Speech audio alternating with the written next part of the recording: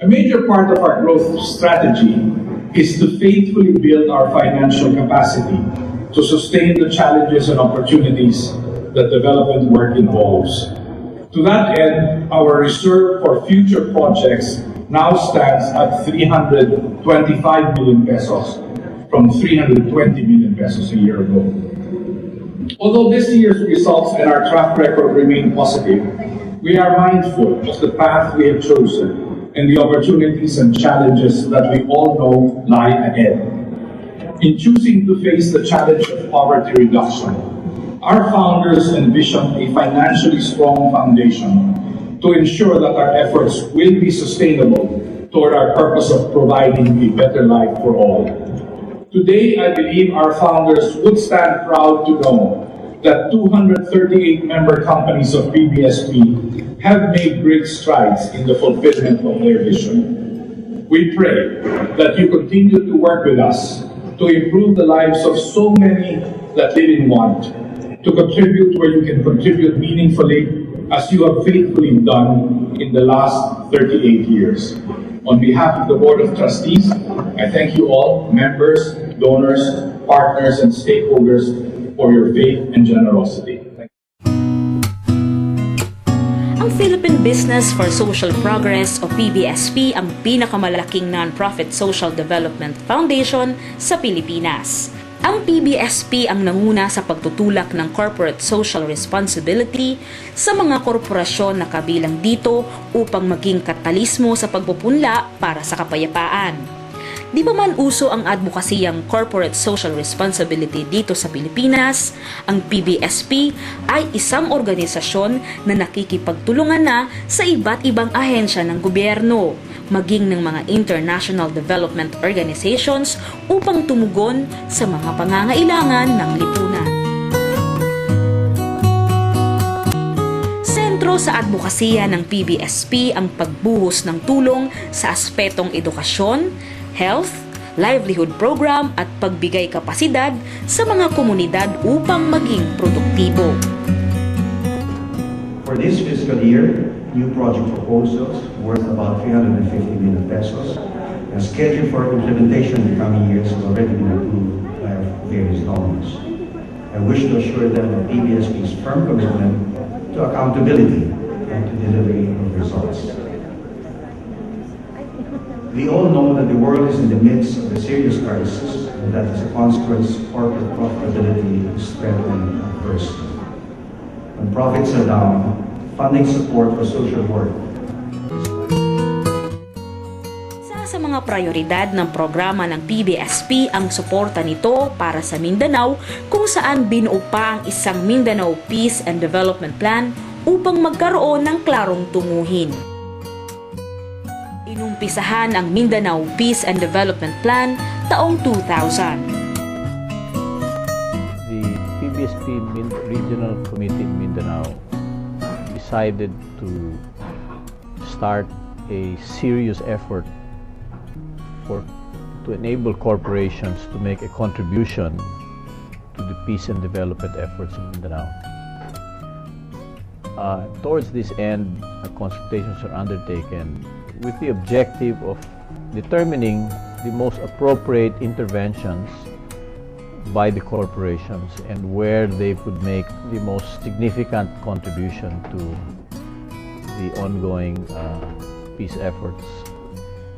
The reason for this is because the corporations themselves realize through and under the leadership of PBSP that they have a very important stake in ensuring a steady, constant improvement in the security situation in the island.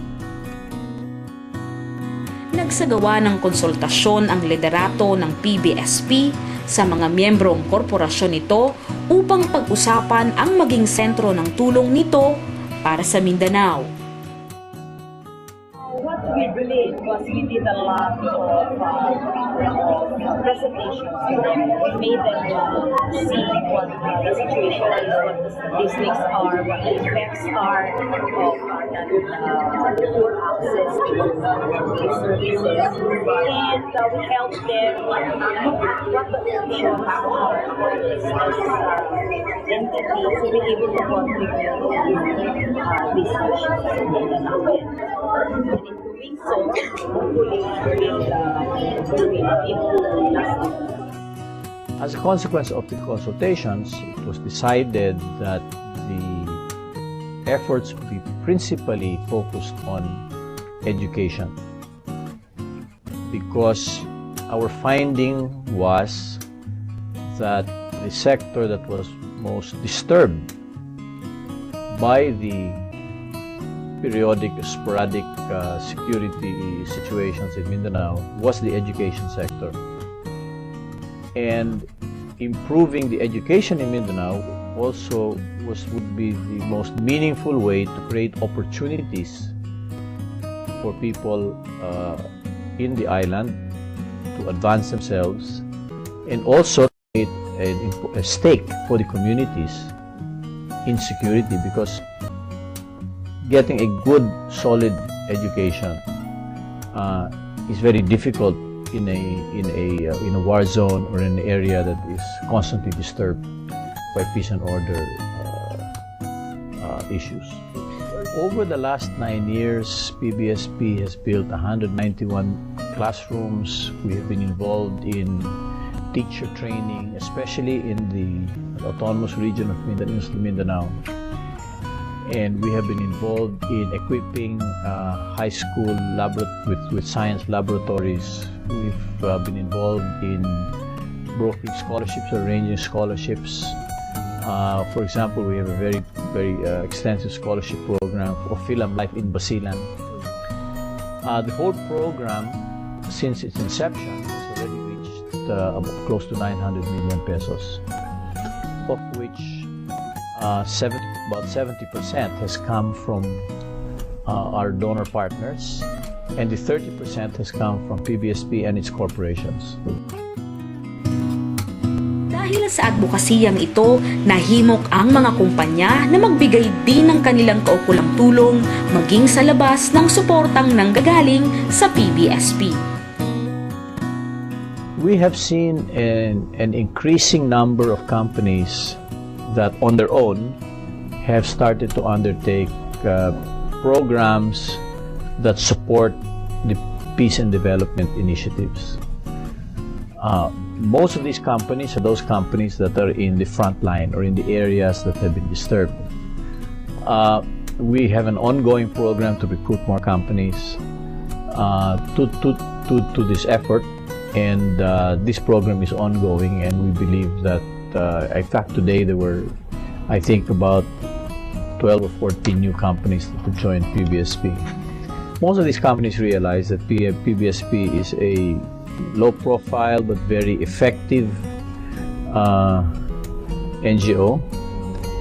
It is run by professionals, and it reports to a board who are the CEOs and chairmen and senior executives of the top companies in the Philippines.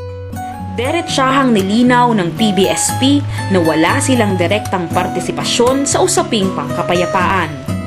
Ang PBSP umano ang nagbibigay suporta lamang sa pamamagitan ng pagpasok ng pribadong sektor sa pagsusulong ng kapayapaan at kaunlaran sa Mindanao.